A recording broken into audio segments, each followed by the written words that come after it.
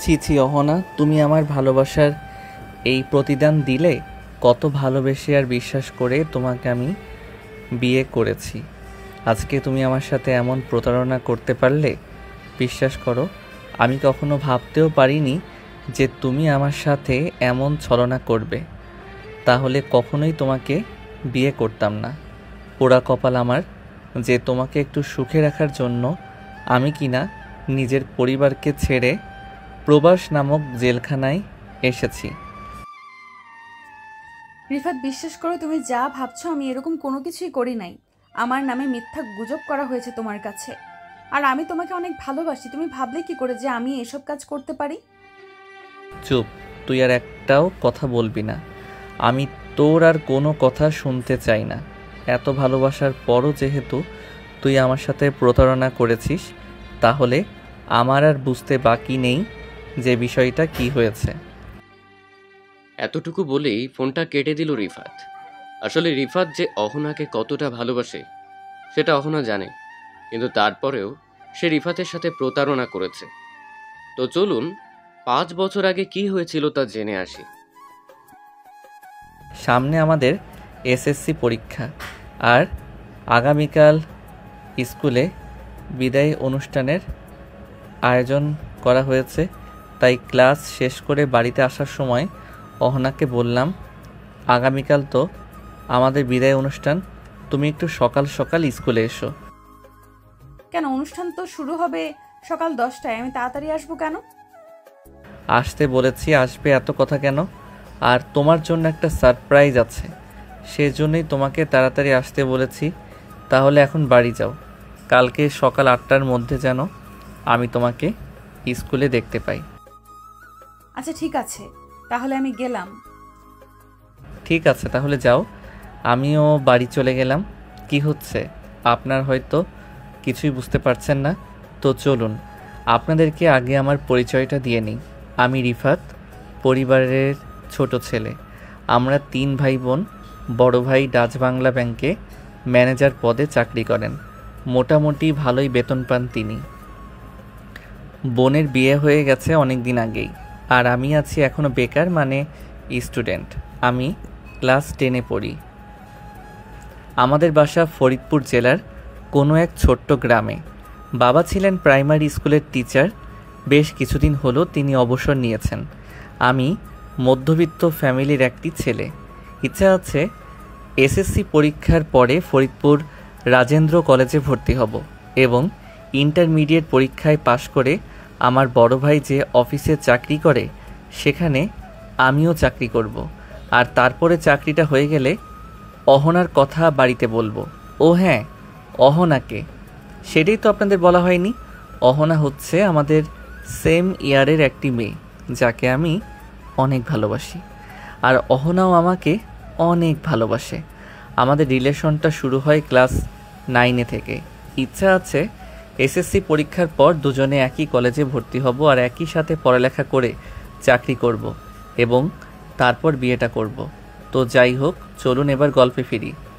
বিদায় অনুষ্ঠানের চিন্তায় সারা রাত চোখে আর ঘুম আসলো না সেদিন।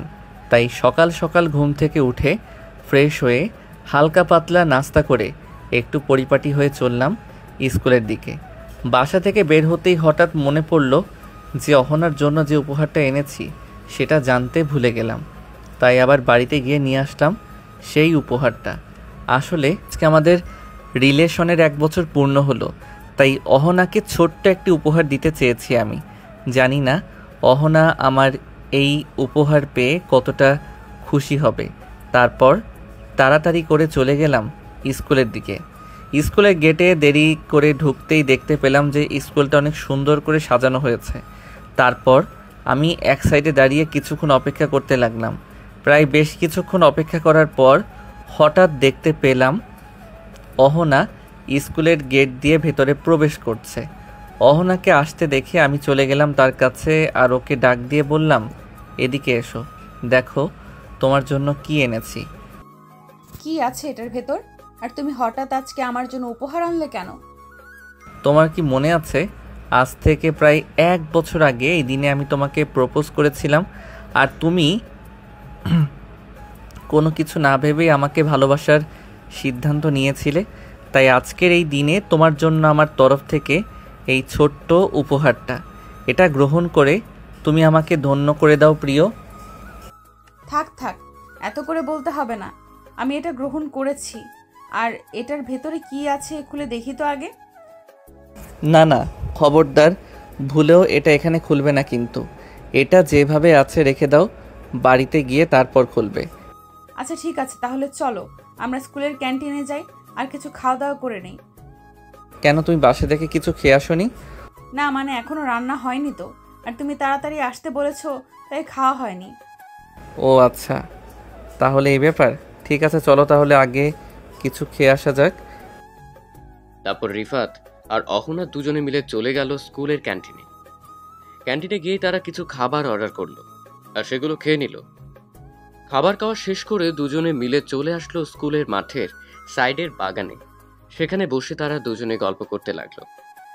আস্তে আস্তে বেলা হলো আর ধীরে ধীরে সকল ছাত্রছাত্রী আসলো স্কুলে। এটা দেখে অহনা আর রিফাত ওখানে বসে না থেকে চলে আসলো স্কুলের ভেতর। তারপর তারা চলে গেল তাদের ক্লাসরুমের ভেতরে। কিছুক্ষণের মধ্যেই সকাল 10টা বেজে গেল আর বিদায় অনুষ্ঠানের কার্যক্রম শুরু হতে লাগলো। এবার স্কুলের বিদায় অনুষ্ঠানে কি কি হয় তা তো আপনারা সকলেই জানেন, তাই এ বিষয়ে কিছু বলা প্রয়োজন নেই। বিদায় অনুষ্ঠান শেষ করে রিফাত আর অহনা চলে গেল নিজ নিজ বাড়িতে। এবার রাতের বেলায় অহনা রিফাতের দেওয়া সেই উপহারটা খুলে দেখতে লাগলো। উপহারের ভেতরে কি ছিল সেটা আপনাদেরকে গল্পের শেষে জানানো হবে। এভাবেই দেখতে দেখতে কেটে গেল প্রায় বেশ কয়েকদিন। কিছুদিনের মধ্যেই অহনা আর রিফাতদের এসএসসি পরীক্ষা শুরু হবে, তাই তারা দুজনে এখন পড়ালেখা নিয়ে খুবই ব্যস্ত। খুব একটা দেখা হয় না এখন তাদের, কথা হয় প্রায় মাঝে মাঝে, তবে প্রতিদিন নয়। যাই হোক, এবার পরীক্ষা শুরু হলো। কিছুদিন পরীক্ষা চলার পর একে একে সকল পরীক্ষা শেষ হলো তাদের। পরীক্ষা শেষ, এখন রিফাতের হাতে 1 মাস সময় আছে। এবার রিফাত যা ভাবলো,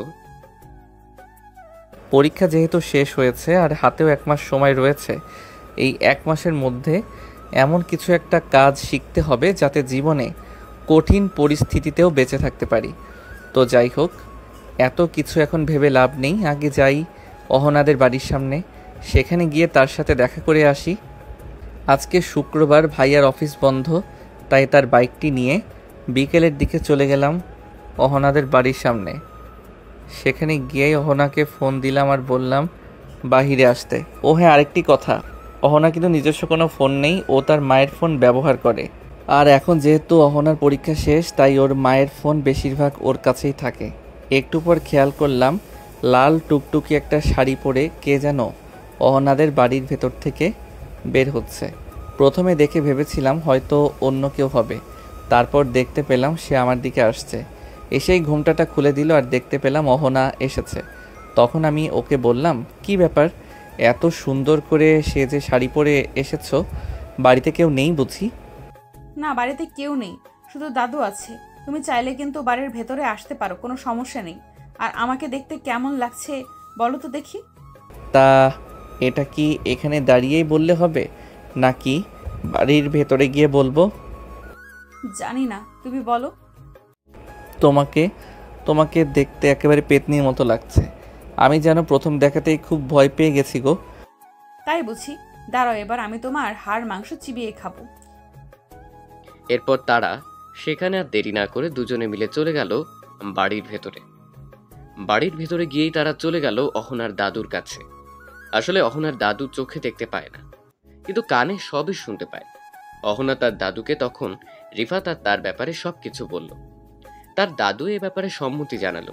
এভাবে রিফাত আর অহনা প্রায় বেশ খানিকক্ষণ গল্প করতে লাগলো তার দাদুর সাথে। এভাবে কেটে গেল প্রায় 1 ঘন্টা। এবার রিফাত অহনাকে বলল, আচ্ছা অহনা, তোমার বাবা মা বাড়িতে আসবে কখন? জানি না কখন আসবে, তবে মনে হচ্ছে আর বেশি দেরি নেই, তারা যে কোনো সময় চলে আসতে পারে। তাই আমি মনে করি তোমার আর এখানে বেশিক্ষণ না থাকাই ভালো। তুমি যত তাড়াতাড়ি পারো এখান থেকে চলে যাও, আমাদের পরে কথা হবে, কেমন? অহনা খুব ভয়ে ভয়ে কথাগুলো বলল রিফাতকে।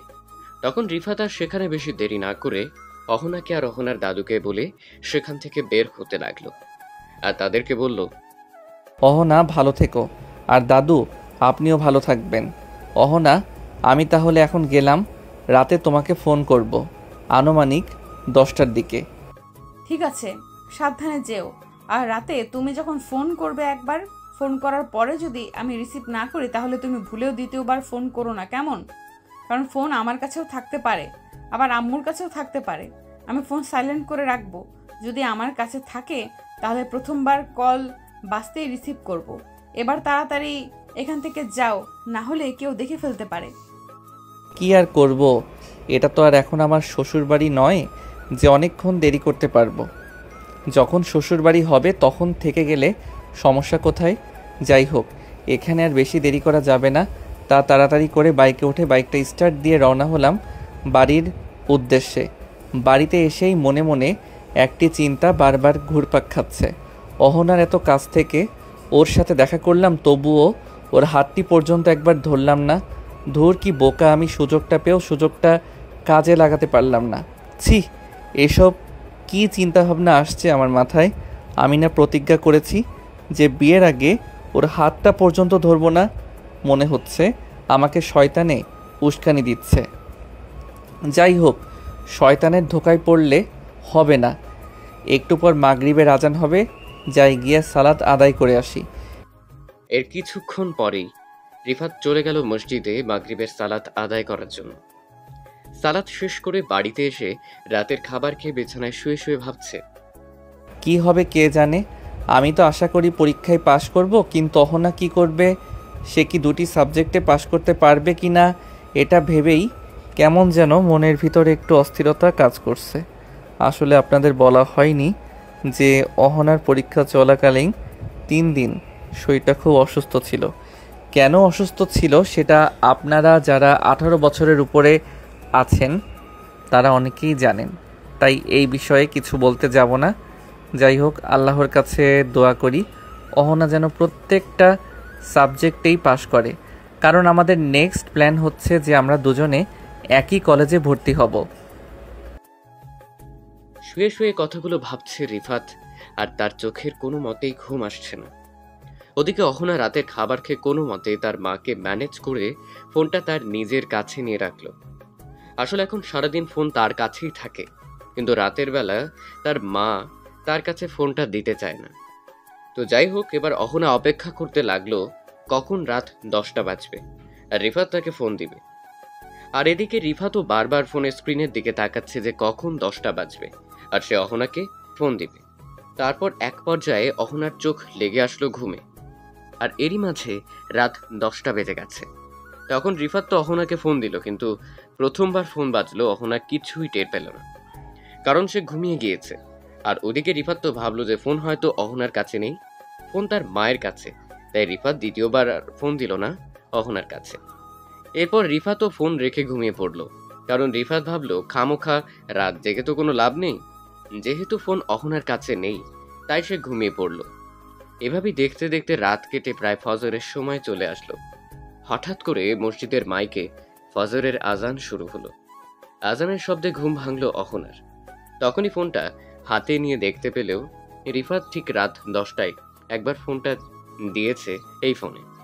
এটা দেখে অহনা তখন বলল, হায় আল্লাহ, আমি কি ভুলটাই না আমি করেছি? আমি পারলাম এভাবে ঘুমিয়ে পড়তে? রিফাত তো তার কথা মতো ঠিক রাত 10টায় এই ফোনে ফোন দিয়েছে, আর মাত্র একবার ফোন দিয়েছে, কারণ আমি ওকে বলেছিলাম একবার ফোন দিতে। কি করব এখন? এখন কি রিফাতকে ফোন দিব? এত কিছু ভেবে লাভ নেই, ওকে আগে ফোন দিই, তারপরে ওর থেকে ক্ষমা চেয়ে নিব। এরপর অহনার কোনো কিছু না ভেবেই ফোন দিল রিফাতের নাম্বারে, কিন্তু রিফাতও ওদিকে ঘুমোচ্ছে। প্রায় 10 থেকে 15 বার ফোন দেওয়ার পর ফোনের শব্দে হঠাৎ করে রিফাত জেগে উঠল ঘুম থেকে। এত ভোরবেলায় অহনাদের নাম্বার থেকে এতবার ফোন দেওয়া দেখে রিফাত তো অনেকটা ঘাবড়ে গেল। সে কি করবে এখন তা বুঝে উঠতে পারছে না। সে কি এখন কল ব্যাক করবে, নাকি ফোনটা বন্ধ করে দিয়ে ঘুমিয়ে পড়বে? এগুলো ভাবতে ভাবতে এরই মাঝে আবারও কল আসলো, ও অহনাদের নাম্বার থেকে রিফাতের ফোনে। রিফাত এবার কি করবে তা বুঝে উঠতে পারছে না। আসলে ফোনটা কি এখন রিসিভ করা ঠিক হবে? যাই হোক, এবার রিফাত চিন্তা করলো, এতবার যেহেতু ফোন দিয়েছে হয়তো কোনো সমস্যা হতে পারে, আর নয়তো অহনা তার মায়ের ঘর থেকে ফোনটা এনে আমাকে এতবার ফোন দিচ্ছে। যাই হোক, বুকে একটু সাহস নিয়ে ফোনটা রিসিভ করে দেখি যে আসলে কি হয়েছে। এরপর ফোন বাজতেই রিসিভ করে বললাম, হ্যালো, আসসালামু আলাইকুম, কে বলছেন? কি ব্যাপার, মহারাজের ঘুম বুঝি এবার ভাঙলো? এভাবে কেউ ঘুমায়? কতবার তোমাকে ফোন দিয়েছি, দেখো তো একটু। হ্যাঁ, সেটা দেখেছি, কিন্তু এত ভোরবেলা ফোন দিয়েছো কেন? আসলে কালকে ফোন আমার কাছে ছিল, আর তুমি 10টায় যখন ফোন দিয়েছিলে তার আগেই আমি ঘুমিয়ে পড়েছি। ফোনটাও সাইলেন্ট করা ছিল, তাই টের পাইনি। আর একটু আগে ফজরের আজানের শব্দে ঘুমটা ভাঙলো, তাই ভাবলাম এখন আর না ঘুমিয়ে তোমাকে ফোন করি, আর তোমার সাথে কথা বলতে বলতে সকালটা হোক, তাই তোমাকে এখন ফোন করেছি। ও আচ্ছা, তাহলে এই ব্যাপার। আমি আরও ভেবেছি তোমার কাছে হয়তো ফোন ছিল না, তাই একবারে বেশি আর ফোন দেইনি। এভাবেই রিফাত আর অহনা কথা বলতে বলতে তাদের সকাল হলো। এভাবেই তাদের প্রতিদিন কথা হতো ফোনে, মাঝে মধ্যে দেখা হতো। এভাবে কেটে গেল প্রায় বেশ কিছুদিন। তবে এবার আসলো সেই দিন যেদিন রিফাত আর অহনাদের পরীক্ষার রেজাল্ট দেওয়া হলো। রিফাত মনে মনে ঠিক যেই ভয়টাই পাচ্ছিল যে অহনা হয়তো 2 সাবজেক্টে ফেল করতে পারে, তার এই ভয়টাই বাস্তবে রূপ নিল। আসলে অহনা 2 সাবজেক্টে ফেল করেছে, তাই সে কলেজে ভর্তি হতে পারবে না। এটা ভেবে রিফাতের মনে যেন কষ্টের পাথর পড়তে লাগলো। তখন রিফাত বলল, অহনা, তোমার রেজাল্টের খবর শুনেছো? অহনাকে এটি বলতেই দেখতে পেলাম অঝোর ধারায় তার 2 চোখ জুড়ে অশ্রু বেয়ে পড়ছে। এখন আমার বাড়ির সবাইকে মুখ দেখাবো কি করে? এত ভালো করে পরীক্ষা দেওয়ার পরেও 2 সাবজেক্টে কেন ফেল আসলো? হে আল্লাহ, আমার বোধহয় আর পড়ালেখাটা করা হলো না। অহনা, কেঁদো না প্লিজ। আমি তো জানি তুমি ইচ্ছা করে পরীক্ষায় ফেল করনি, আসলে এটাই হয়তো বিধাতার লিখন। তা না হলে কে জানে তুমি পরীক্ষার মাঝে এভাবে অসুস্থ হয়ে পড়বে। এখন আর মন খারাপ করো না প্লিজ। তোমার চোখে পানি দেখলে আমি কি আর চোখটা শুকনা রাখতে পারি? তোমার চোখে পানি দেখলে আমার অন্তর ফেটে কান্না আসে। প্লিজ এবার থামো, চলো বাড়ি। তারপর রিফাত অহনাকে একটা গাড়িতে উঠিয়ে দিল আর বলল, বাড়িতে চলে যাও, আমি পরে ফোন করে তোমার সাথে কথা বলবো, তুমি মিস কল দিও। আর বাড়ির সবাই এই খবর জানার পর কেউ কিছু বললে তুমি প্লিজ চুপ করে থেকো, কারোর সাথে কোনো ঝগড়া করো না বা কাউকে কিছু বলো না। আচ্ছা ঠিক আছে, তাহলে তুমি বাড়ি চলে যাও, আর আমি রাতে তোমাকে ফোন দিব। আসলে অহনা মেয়েটি ছাত্রী হিসেবে মোটেও খারাপ নয়। হয়তো তার 2 সাবজেক্ট ফেল করাটা কপালের লেখা ছিল, তাই হয়েছে। তা না হলে এমন সময় তার শরীর খারাপ হবে কেন? তো যাই হোক, তারপর অহনা চলে আসলো বাড়ি, আর রিফাতও চলে গেল তার বাড়ি। রিফাত তো বাড়িতে গিয়ে তার রেজাল্টের খবর তার বাবা মাকে জানালো, আর তারা তো অনেক খুশি হলো। ওদিকে অহনা মুখটা মলিন করে বাড়ির ভেতরে ঢুকতেছে। অহনার মুখটা মলিন দেখে তার মা তাকে জিজ্ঞেস করলো, কিরে অহনা, কি হয়েছে, তোর মুখটা এভাবে মলিন করে রেখেছিস কেন? অহনার মায়ের মুখে এরকম কথা শুনে তার বাবাও ঘর থেকে বেরিয়ে আসলো, আর তাকে এ ব্যাপারে জিজ্ঞাসা করলো। অহনার বাবা ছিল প্রচন্ড রাগী মানুষ। তখন সে তার মেয়েকে জিজ্ঞাসা করলো, কিরে, কি হয়েছে তোর, কথা বলছিস না কেন? অহনা তখন তার বাবাকে আর মাকে কিছু না বলেই তার রেজাল্টের কাগজটা তার মায়ের হাতে দিয়ে দৌড়ে চলে গেল ঘরের মধ্যে। তারপর অহনার মায়ের হাত থেকে রেজাল্টের কাগজটা নিয়ে অহনার বাবা দেখলেন যে অহনার 2 সাবজেক্টে ফেল করেছে। এটা দেখেই তো অহনার বাবার মাথায় যেন রক্ত উঠে গেল। সে প্রচন্ড রাগান্বিত স্বরে অহনাকে বলতে লাগলো, সারা বছর পড়ালেখা শুধু ফাঁকিবাজি, তাই না? এবার তো ফেল করেছিস 2 সাবজেক্টে, তোর আর পড়ালেখা করার কোনো দরকার নেই। তোকে আমি কয়েকদিনের মধ্যেই বিয়ে দিয়ে দিব। দাঁড়া তুই, এবার তোর জন্য পাত্র দেখা শুরু করছি আমি।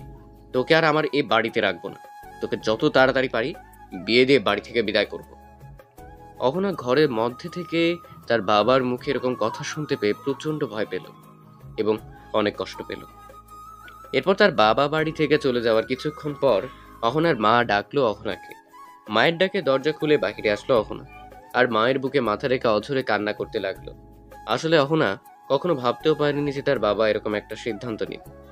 অহনা তখন তার মাকে জিজ্ঞাসা করলো যে মা আমাকে কি সত্যি বিয়ে দিয়ে দেবে নাকি? মেয়ের মুখে এই কথা শুনে অহনার মা তাকে উত্তর দিয়ে বলল, তোর বাবা যে রাগী মানুষ, দেখা যাক কি করে সে। এরপর অহনার মা মেয়েকে কোনো মতে একটু সামলিয়ে খাবার খাওয়ালো। তারপর ধীরে ধীরে বিকেল গড়িয়ে সন্ধ্যা নিয়ে আসলো এবং এক পর্যায়ে রাত হয়ে গেল। রাত তখন প্রায় 10টা বাজে।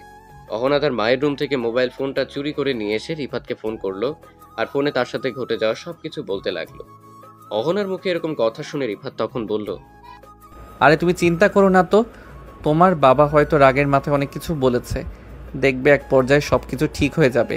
পরীক্ষায় ফেল করলে গুরুজনরা একটু তো বকাবকি করবে, এটাই তো স্বাভাবিক। এটা নিয়ে মন খারাপ করে থাকলে তো হবে না। রিফাত, তুমি হয়তো আমার বাবাকে চেনো না। উনি কেমন মানুষ। উনি একবার যা বলে সেটাই করে দেখায়। ওনার এই বিষয়ে আর ওই কথায় তো আমার অনেক ভয় হচ্ছে যে উনি কি করবে, আমাকে আর বিয়ে দিয়ে দিবে না তো। আরে পাগলি, দূর এসব কথা বলো না তো। উনি রাগের মাথায় কি না কি বলেছে, আর তুমি একেবারে বিয়ে পর্যন্ত নিয়ে গেছো। তুমি দেখে নিও এরকমটা কখনোই হবে না। আর এসব চিন্তা না করে এখন ঘুমিয়ে পড়ো, অনেক রাত হয়েছে। এটাই যেন হয় রিফাত, কারণ আমি তোমাকে অনেক ভালোবাসি। তোমাকে ছাড়া অন্য কাউকে বিয়ে করা আমার পক্ষে অসম্ভব। তোমাকে না পেলে আমি তো মরেই যাব। আচ্ছা ঠিক আছে, এখন ঘুমিয়ে পড়ো, কালকে কথা হবে, কেমন? তারপর সেদিনের মতো রিফাতও অহনা দুজনেই ফোন রেখে ঘুমিয়ে পড়ল। দেখতে দেখতে রাত পেরিয়ে সকাল হলো। অহনা সকাল প্রায় 9টায় দিকে ঘুম থেকে উঠলো আর রিফাত প্রায় 10টার দিকে ঘুম থেকে উঠলো। তখন অহনার বাবা অহনার মাকে দেখে কেউ গিয়ে বলল, আজকে বিকেল 4টার সময় পাত্রপক্ষ আসবে অহনাকে দেখতে, তুমি অহনাকে রেডি করে রেখো। অহনা তখন দরজার ওপাশ থেকে তার বাবার মুখে এরকম কথা শুনতে পেয়ে ধপাস করে বিছানায় শুয়ে বালিশের ভিতর মুখ গুজে কান্না করতে লাগলো। কিন্তু তার বাবাকে কিছুই বলার সাহস হয়নি তার। তারপর তার বাবা বাড়ি থেকে চলে যাওয়ার পর অহনা তার মাকে ডাক দিয়ে ওর আর রিফাতের ব্যাপারে সবকিছু খুলে বলল। অহনার মা তখন অহনাকে বলল, তোর বাবা কখনো একটা বেকার ছেলের হাতে তোকে তুলে দিবে না, তুই এতটুকু নিশ্চিত থাকতে পারিস। মায়ের মুখে কথা শুনে অহনা তখন সেখান থেকে চলে গেল বাহিরে। বাহিরে গিয়ে বসে রইল পুকুর পাড়ে। পুকুর পাড়ে বসে একা একা ভাবছে রিফাতের সাথে কাটানো সেই দিনগুলোর কথা। আর মনে মনে একটা কথা চিন্তা করলো যে আজকে রাতে ফোন করে রিফাতকে সব কিছু জানাবে সে। এরপর বিকেলবেলা পাত্রপক্ষ চলে আসলো অহনাদের বাড়িতে। পাত্রপক্ষের সকলের অহনাকে দেখে খুবই পছন্দ হয়েছে এবং পাত্রেরও। অহনার বাবারও পাত্রকে দেখে খুবই পছন্দ হয়েছে, কারণ পাত্র সরকারি চাকরিজীবী। তাই অহনার বাবা তাদের বিয়ের দিন ধার্য করলো আগামী শুক্রবার। এই বিয়ের ব্যাপারে অহনার কোনো মতামতের প্রয়োজন মনে করেনি তার বাবা। তারপর পাত্রপক্ষ চলে গেল এবং অহনা তার রুমে গিয়ে প্রচণ্ড কান্না করতে লাগলো। এক পর্যায়ে রাত হলো আর রাতের বেলা ঠিক আগের নিয়মেই অহনা রিফাতকে ফোন করে সব কিছু বলল। রিফাত তার সবগুলো কথা খুব মনোযোগ সহকারে শুনল আর তাকে বলল,